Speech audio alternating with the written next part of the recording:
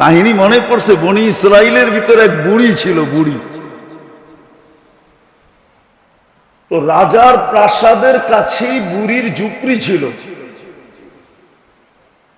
তো মন্ত্রীরা পরামর্শ দিছে, রাজা মহাদয়, আপনার বাড়ির পাশে যদি বুড়ির ঝুপড়ি থাকে এটা কি শোভা পায়? তো বলছে কি করবো, দেওয়ালটা একটু বাড়ায় নিলেই তো বাড়ির সৌন্দর্যটাও বাড়ে, ঝুপড়িটাও থাকে না।